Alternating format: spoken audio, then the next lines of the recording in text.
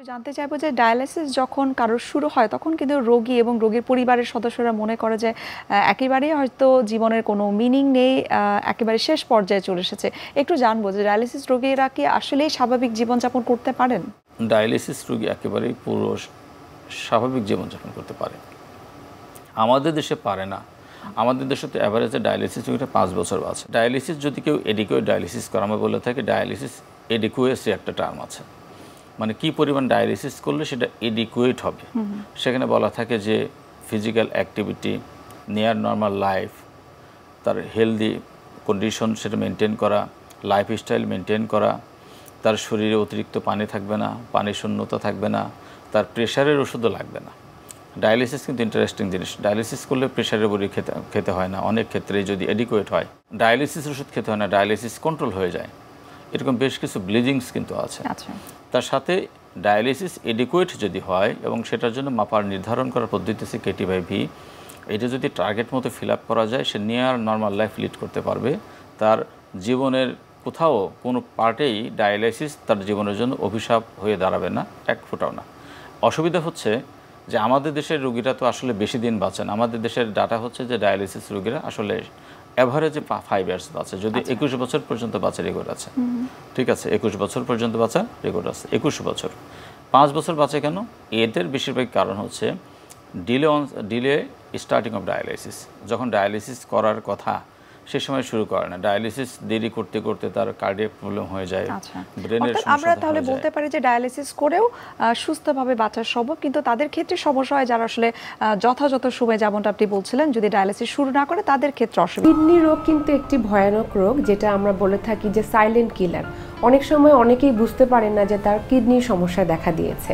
মূলত যখন রক্তে সেরাম ক্রিটিনিনের মাত্রা বেড়ে যায় তখনই আমরা ধরে নিই যে কিডনির কার্যক্ষমতা কমে এসেছে। তার মানে এখন কিডনিকে আমাদের অনেক যত্নে লালন পালন করতে হবে। যখন আমাদের রক্তে এই সেরাম ক্রিটিনিনের মাত্রা বেড়ে যায় তখন কিন্তু কিছু খাদ্য উপাদান আমাদের মেনে চলতে হয়। বিশেষ করে পটাশিয়াম, ফসফরাস, সোডিয়াম, এই 3টা নিউট্রিয়েন্টস যুক্ত খাবারগুলো কিন্তু আমাদের খাদ্য তালিকায় থেকে বাদ দিতে হবে, বা আমাদের অবশ্যই এই উপাদানগুলো কম পরিমাণে গ্রহণ করতে হবে।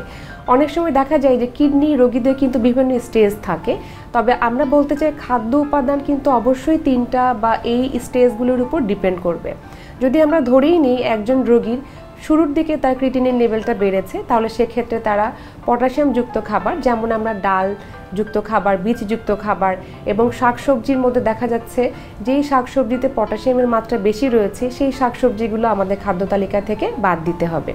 বিশেষ করে কিছু ফল, যেমন টক ফল বা আম, কলা, এগুলোতেও কিন্তু পটাশিয়ামের মাত্রা অনেক বেশি থাকে। তাই কিডনি রোগী, বিশেষ করে যাদের ক্রিটিনিনের মাত্রা বেশি, তারা আপেল, নাশপাতি এই ধরনের ফলগুলো বেশি খাওয়ার চেষ্টা করবেন। বাকি ফলগুলোকে কম খাওয়া বা খাদ্য তালিকা থেকে বাদ দিতে হবে। এরপরে দুধ বা দুধ জাতীয় খাবার দেখা যাচ্ছে পটাশিয়াম, ফসফরাসের ব্যবহার বা উপাদান বেশি থাকার কারণে এগুলো কিন্তু আমাদের শরীরে কিডনি রোগীর জন্য প্রভাব ফেলতে পারে। তাই কিডনি রোগীর জন্য দুধ বা দুধের তৈরি যে কোনো খাবার বর্জন করা উচিত। এরপরে আসি আমাদের যে কোনো খাবার, যেমন আমরা প্রসেস খাবার। অনেক সময় আমরা বাইরের বাজার বা প্যাকেটজাত যে খাদ্যগুলো আমরা নিয়ে আসি সেখানে কিন্তু অবশ্যই অতিরিক্ত লবণ বা সোডিয়ামের ব্যবহার বেশি থাকে, বা ফুড অ্যাডিটিভস থাকে, যেগুলো কিডনি রোগীদের জন্য অত্যন্ত ক্ষতিকর। তাই অতিরিক্ত লবণ বা সোডিয়ামযুক্ত খাবার খাদ্য তালিকা থেকে কিডনি রোগীদের বর্জন করতে হবে।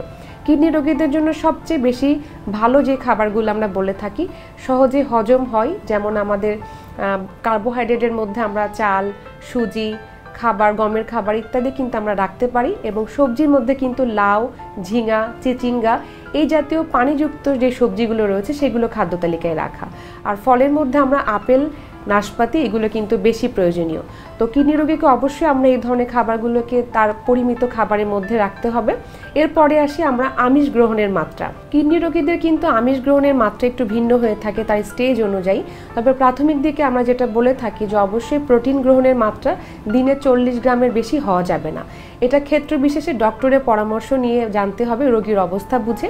তবে 30 থেকে 40 গ্রাম প্রোটিন মানে আমরা বুঝে থাকি যে 100 গ্রাম মাছ মাংসের মধ্যে আমরা সর্বোচ্চ 18 থেকে 22 গ্রাম পর্যন্ত প্রোটিন পেয়ে থাকি, তাহলে অবশ্যই আমাদের এই হিসাবটি মিলিয়ে নিতে হবে যে একজন রোগী প্রতিদিন তাহলে কত গ্রাম মাছ মাংস খেতে পারবে এবং সেখান থেকে সে আসলে কত গ্রাম প্রোটিন পাচ্ছে। আমরা যেমন ডিম থেকে 5 থেকে 6 গ্রাম প্রোটিন পেয়ে থাকি একটি ডিমে, তাহলে একজন কিডনি পেশেন্ট দিনে কয়টি ডিম খেতে পারবে এটি কিন্তু আপনারা বুঝতেই পারছেন। সবচেয়ে ভালো হয় যদি ডিমের সাদা অংশটি কিডনি পেশেন্টকে দেয়া যায়। এরপরে আসি আমাদের প্রোটিনের পাশাপাশি পানি গ্রহণের মাত্রা। কিডনি রোগীদের অবশ্যই পানি গ্রহণের মাত্রা ডিপেন্ড করবে তার অবস্থার উপরে। একজন চিকিৎসক অবশ্যই এটি তা নির্ধারণ করে দিবেন যে এখন এই কিডনি পেশেন্ট কতটুকু পানি গ্রহণ করে থাকবেন, এটা অবশ্যই ডক্টরের পরামর্শে আপনাদের জানতে হবে। এছাড়াও আমরা বলে থাকি কিডনি রোগীকে অবশ্যই তাকে সুষম খাবার দিতে হবে যেন তার সার্বিক অবস্থার উন্নতি করে থাকে। মূলত কিডনি পেশেন্ট যদি এই ধরনের খাদ্যাভ্যাসগুলো মেনে চলেন এবং তার যে বর্জনকৃত খাবার উপাদান রয়েছে সেগুলো যদি সে ঠিকমতো বর্জন করতে পারেন তাহলে কিন্তু তার কিডনি রোগটি সে সুন্দরভাবে ভালো রাখার চেষ্টা করতে পারে।